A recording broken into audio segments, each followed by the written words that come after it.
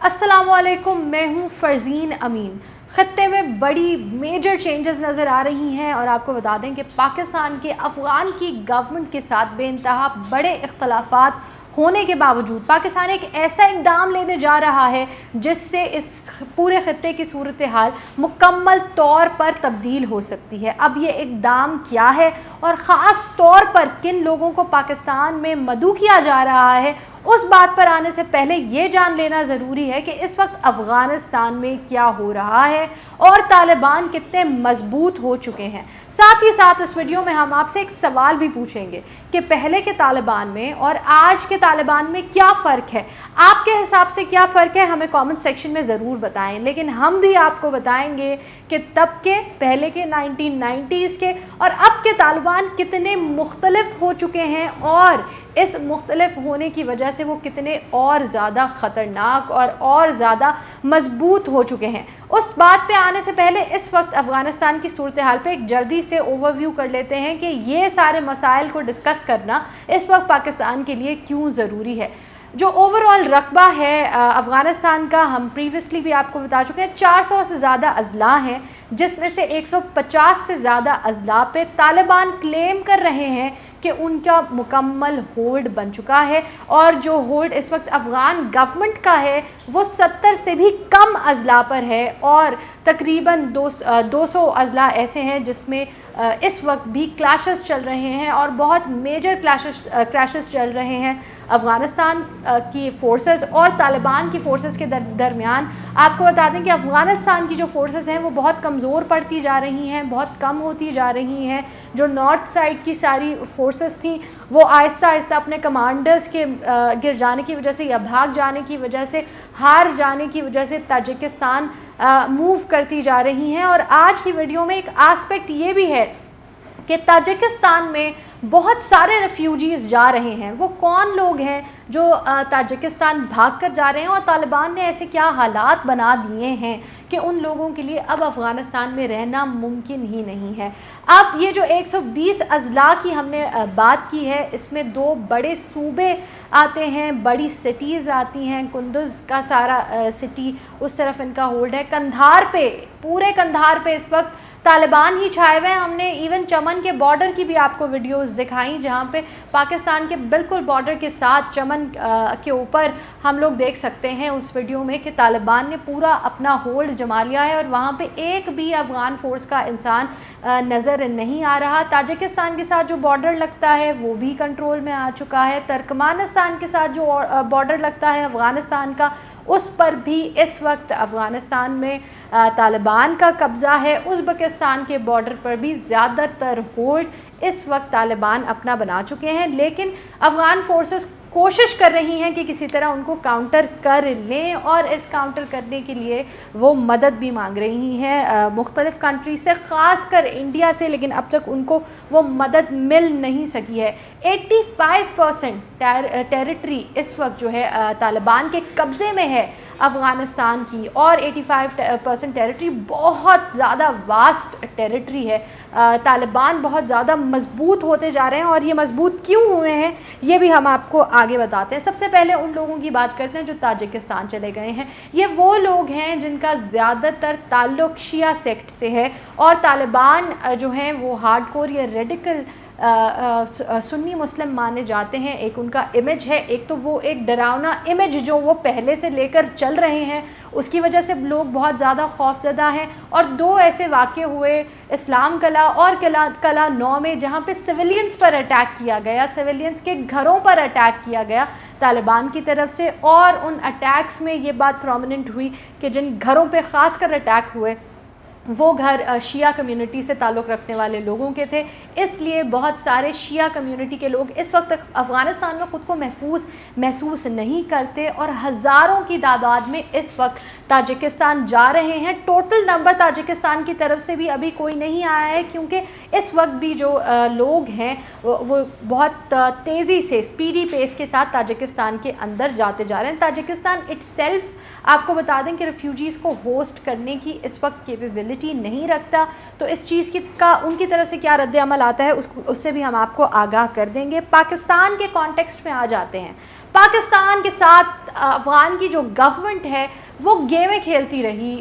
Diplomatic and پہ بھی ان کے جو لیڈرز اینڈ ہیں اس پہ بھی پاکستان کے بارے میں ایسے ایسے بیان دیے گئے جو پاکستان کے لیے قبول کرنا ممکن ہی نہیں تھا. شاہ محمود قریشی صاحب اس کو کاؤنٹر بھی کرتے رہے, پاکستان کے فارن آفس کی طرف سے بھی جواب آتے رہے, لیکن اس کے باوجود کیونکہ خطے کی بات ہے, اس وقت خود پاکستان کی سیکیورٹی کا مسئلہ ہے, پورے خطے کی سیکیورٹی کا مسئلہ ہے, تو Pakistan is playing a bigger role here. Pakistan نے اس سارے مسئلے کو اسائیڈ رکھ کر ایک ایسا انیشیٹو لینے کی کوشش کی ہے جو اس وقت طالبان کو بھی منظور ہے, اور انویٹیشنز بھیج دیے گئے ہیں افغان گورنمنٹ کو بھی, جہاں پر پوری گیم چینجنگ سچویشن کریٹ ہو سکتی ہے. 17 سے 19 کی جو ڈیٹ ہے وہ پاکستان کے لیے بہت زیادہ امپورٹنٹ ہے, افغانستان کے لیے بھی بہت زیادہ امپورٹنٹ ہے, کیونکہ اس میں ایک ایسا فیصلہ ہو سکتا ہے جو اس پورے افغان کے مسئلے کو حل کر سکتا ہے. پاکستان انعقاد کرا رہا ہے, منعقد کر رہا ہے ایک انٹرا افغان کانفرنس جو سوللی اس پرپس کے لیے کی گئی ہے کہ طالبان کو اور افغان گورنمنٹ کو کنونس کیا جا سکے کہ کسی طرح آپ آپس میں بات کر سکتے ہیں. ابھی تک جتنے راؤنڈز ہوئے ہیں ان کے آپس میں نیگوسیشن کے وہ سارے فیل ہوئے ہیں, کوئی ایک سولوشن نہیں نظر آ رہا. لیکن پاکستان کیونکہ یہاں پہ ایک ایج رکھتا ہے کہ طالبان کو کنونس کر سکتا ہے, اور دونوں کے درمیان میڈیشن کا رول جو پاکستان پلے کر سکتا ہے اتنا اسٹرانگلی اور کوئی کنٹری اس وقت تک پلے نہیں کر سکی. آج تک بھی جو نیگوسیشن ٹیبل پہ اونلی کنٹری لے کے آ سکی ہے طالبان کو وہ پاکستان ہی ہے. پاکستان کے ہی ایفرٹس کی وجہ سے طالبان نے ٹیبل پہ آ کر نیگوشیٹ کرنے کی بات کی.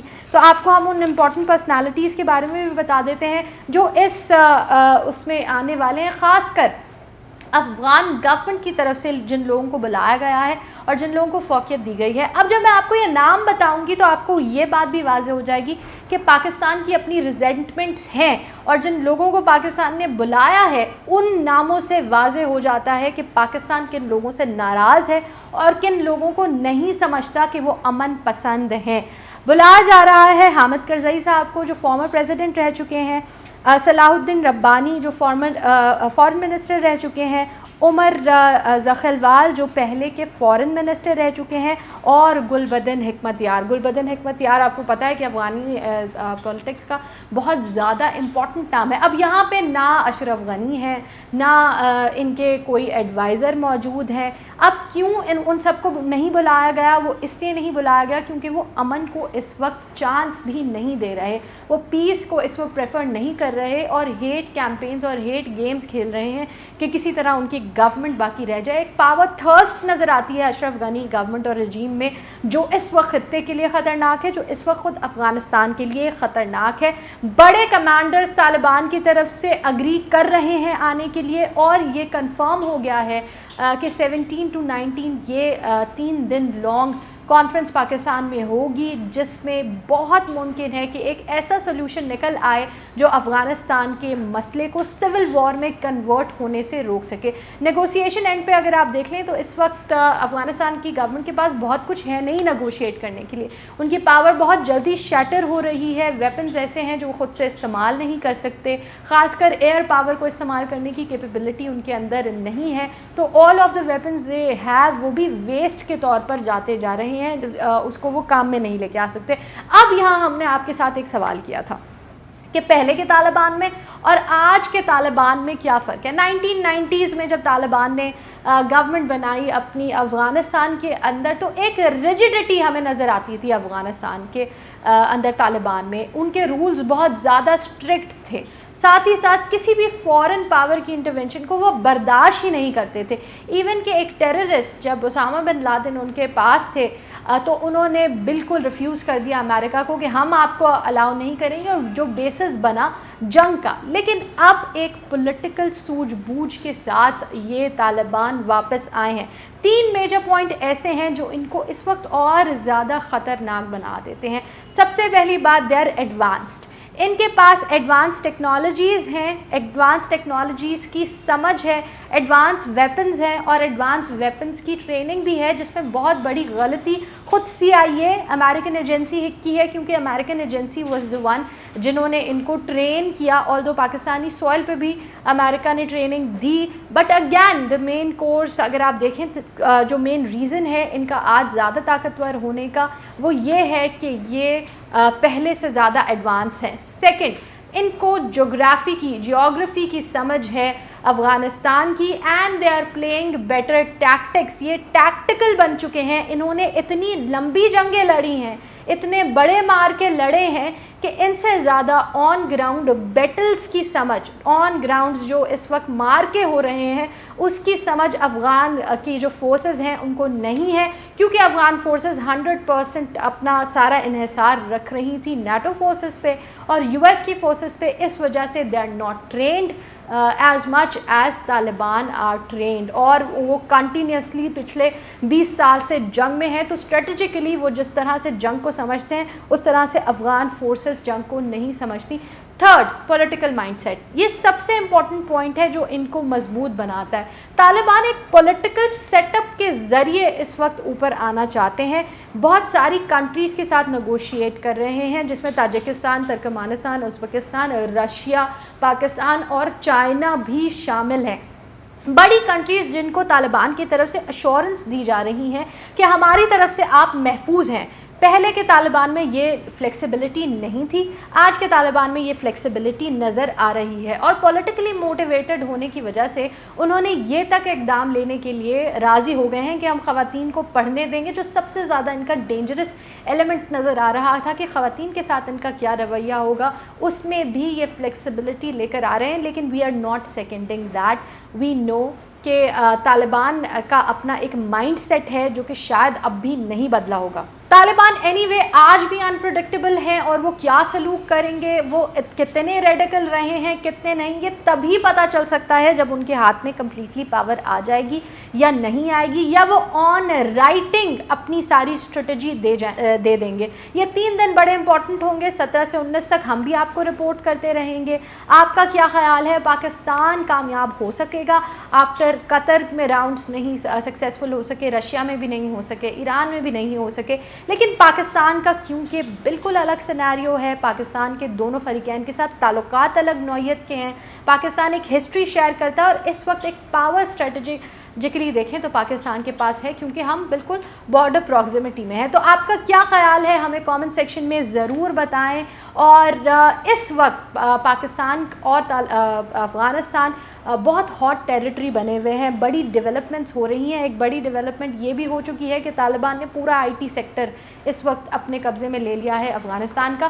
وچ سیکنڈز آر پوائنٹ کہ طالبان اس وقت ٹیکنالوجی کو بہت زیادہ فوکس کر رہے ہیں. تو بڑی ڈیولپمنٹس جاننے کے لیے آگے آنے والی ویڈیوز کو ضرور دیکھیے گا اور چینل کو سبسکرائب کریں. اس ویڈیو کے بارے میں اپنے ریویوز کامنٹ سیکشن میں دیں، ویڈیو کو لائک اور شیئر کریں.